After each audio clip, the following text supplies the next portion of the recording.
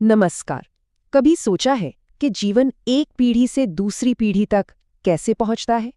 इसका जवाब एक कमाल की प्रक्रिया में छिपा है जिसे हम कहते हैं प्रजनन यानी रिप्रोडक्शन। ये सिर्फ नए जीव बनाने की बात नहीं है, बल्कि ये तो खुद जिंदगी के बने रहने की कहानी है। तो चलिए आज इसी शानदार सफर पर निकलते हैं। तो सबसे पहले इस पहेली की पहली परत को हटाते हैं। हमारा सबसे बुनियादी सवाल, आखिर जीव जनन करते ही क्यों हैं? अब देखिए, ये सवाल सुनने में जितना सीधा लगता है ना, इसका जवाब उतना ही गहरा और दिलचस्प है। जरा सोचिए, खाने यानी न्यूट्रिशन, सांस लेने यानी रेस्पिरेशन, या फिर बॉडी से वेस्ट निकालने यानी एक्सक्रीशन के बिना कोई भी जीव जिंदा नहीं रह सकता। ये तो सब जानते हैं। लेकिन रिप्रोडक्शन, वो तो किसी एक जीव के लिए जरूरी है ही नहीं। और तो और इसमें बहुत ज्यादा एनर्जी भी लगती है। तो फिर सवाल ये उठता है कि प्रकृति अपनी इतनी कीमती ऊर्जा इस काम पर क्यों खर्च करती है? इस पूरे रहस्य की चाबी रिप्रोडक्शन की सबसे बेसिक प्रक्रिया में ही छिपी है, और वो है जिंदगी के ब्लूप्रिंट की एक कॉपी तैयार करना। हर जीव के अंदर समझिए एक मास्टर प्लान होता है, एक ब्लूप्रिंट। इसी को हम कहते हैं डीएनए यानी डीऑक्सी राइबो न्यूक्लिक एसिड, जो सेल के सेंटर न्यूक्लियस में एकदम महफूज रहता है। यही वो कोड है जो बताता है कि शरीर कैसा बनेगा, और यही कोड है जो माँ बाप से बच्चों में जाता है। तो रिप्रोडक्शन का जो सबसे बुनियादी लेवल है वो है सेल डिवीजन। ये बेसिकली 3 सिंपल स्टेप्स में होता है। पहला, सेल अपने डीएनए ब्लूप्रिंट की एक कॉपी बनाता है। दूसरा, वो नए सेल के लिए जो भी जरूरी सामान है वो सब तैयार करता है। और फिर तीसरा, वो खुद को 2 हिस्सों में बांट लेता है, और बस 2 नए सेल्स तैयार हो जाते हैं। लेकिन कहानी में एक मजेदार मोड़ है। डीएनए कॉपी करने का ये प्रोसेस कभी भी 100% परफेक्ट नहीं होता। जैसे आप किसी डॉक्यूमेंट की फोटोकॉपी करते हैं तो वो ओरिजिनल जैसी एकदम नहीं होती है ना। बस वैसे ही नेचर में कोई भी बायोलॉजिकल प्रोसेस पूरी तरह से परफेक्ट नहीं होता। हर कॉपी में छोटे मोटे बदलाव आ ही जाते हैं। डीएनए की कॉपी में होने वाले इन छोटे छोटे बदलावों को ही हम कहते हैं वेरिएशन। और पता है, यही गलतियां किसी भी स्पीसीज के जिंदा रहने का सबसे बड़ा राज है। यही वेरिएशन उन्हें बदलते माहौल, नई बीमारियों, हर तरह की चुनौती का सामना करने के लिए तैयार करता है। असल में एवोल्यूशन यानी विकास की नींव यही है। चलिए अब रिप्रोडक्शन की पहली बड़ी स्ट्रैटेजी को देखते हैं। इसे कहते हैं एसेक्सुअल रिप्रोडक्शन, जहां सिर्फ एक ही पेरेंट की जरूरत होती है। सबसे सीधा सादा तरीका है फिजन। अमीबा जैसे सिंगल सेल्ड जीव बस खुद को बीच में से 2 टुकड़ों में बांट लेते हैं और हो गए 2। ये तो एक बायोलॉजिकल फोटोकॉपी मशीन की तरह है, जो बस अपनी ही एक और कॉपी निकाल रहा है। फिर एक तरीका है बडिंग। हाइड्रा जैसे जीवों में उनके शरीर पर एक छोटा सा बड यानी कली निकलती है। ये कली धीरे धीरे बड़ी होकर एक नन्हा हाइड्रा बन जाती है, और जब तैयार हो जाती है तो अपने पेरेंट से अलग होकर अपनी नई जिंदगी शुरू कर देती है।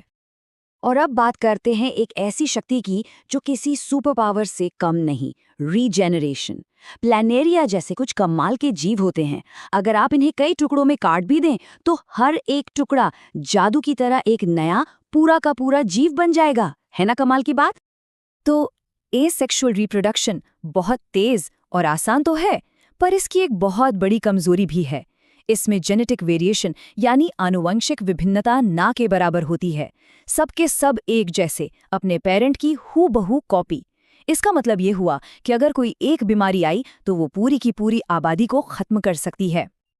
और बस इसी बड़ी प्रॉब्लम से निपटने के लिए नेचर ने एक जबरदस्त सॉल्यूशन निकाला, सेक्सुअल रिप्रोडक्शन।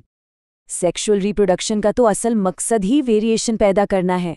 सोचिए, जब 2 अलग अलग जीवों का डीएनए मिलता है तो उनके गुणों का एक बिल्कुल नया यूनिक मिक्स तैयार होता है, और यही मिक्स उस स्पीशीज को किसी भी मुश्किल का सामना करने के लिए ज्यादा मजबूत बनाता है। लेकिन इस तरीके ने एक बड़ी उलझन खड़ी कर दी। अगर हर बार 2 जीवों का डीएनए मिलकर एक नया जीव बनाएगा तो फिर तो हर पीढ़ी में डीएनए की मात्रा डबल होती जाएगी। कुछ ही पीढ़ियों में तो सेल्स के अंदर डीएनए रखने की जगह ही खत्म हो जाएगी। नेचर का सॉल्यूशन सच में बहुत ही जीनियस है। जीव कुछ खास तरह के रिप्रोडक्टिव सेल्स बनाते हैं जिनमें डीएनए की मात्रा ठीक आधी होती है। इन आधी डीएनए वाली सेल्स को गैमीट्स कहते हैं। तो गैमीट एक स्पेशल रिप्रोडक्टिव सेल है जैसे पुरुषों में स्पर्म और महिलाओं में एग। जब एक स्पर्म और एक एग मिलते हैं तो आधा और आधा मिलकर पूरा हो जाता है, और इस तरह नए जीव में डीएनए की सही मात्रा फिर से बन जाती है। Problem solved. अच्छा, चलिए अब इन सारी बातों को हम अपने सबसे जाने पहचाने एग्जाम्पल से समझते हैं, ह्यूमन रिप्रोडक्शन। हम इंसानों में मेल और फीमेल रिप्रोडक्टिव सिस्टम्स अलग-अलग होते हैं। मेल रिप्रोडक्टिव सिस्टम का काम है स्पर्म बनाना और उसे डिलीवर करना, जबकि फीमेल रिप्रोडक्टिव सिस्टम एग बनाता है और पेट में पल रहे बच्चे यानी एम्ब्रायो को पोषण देता है। फर्टिलाइजेशन यानी निषेचन, ये वो जादुई पल है जब एक स्पर्म एक एग से मिलता है। ठीक इसी पल में डीएनए के वो दो आधे हिस्से मिलकर एक नई जिंदगी का पूरा ब्लूप्रिंट तैयार करते हैं। फर्टिलाइजेशन के बाद एम्ब्रियो माँ के यूट्रस यानी गर्भाशय की दीवार से जुड़ जाता है। यहीं पर प्लेसेंटा नाम का एक कमाल का अंग बनता है। ये प्लेसेंटा बच्चे के लिए एक लाइफ सपोर्ट सिस्टम की तरह काम करता है, जो माँ के शरीर से बच्चे तक खाना और ऑक्सीजन पहुंचाता है। तो चलिए घूम फिरकर अपने सबसे पहले सवाल पर वापस आते हैं, जीव जनन क्यों करते हैं? अब जवाब बिल्कुल साफ है ना? ये किसी एक इंडिविजुअल के लिए नहीं है, ये पूरी की पूरी स्पीशीज को बचाने के लिए है, ताकि वो वक्त के साथ खत्म ना हो जाए। तो रिप्रोडक्शन जिंदगी के ब्लूप्रिंट की नकल करता है, लेकिन वेरिएशन, जो असल में नकल करने में हुई छोटी-मोटी गलतियां हैं, वो जिंदगी को बदलने और इवॉल्व होने का मौका देती हैं। तो क्या हम ये कह सकते हैं कि एवोल्यूशन असल में बस कामयाब गलतियों की एक लंबी कहानी है? इस पर सोचिएगा जरूर।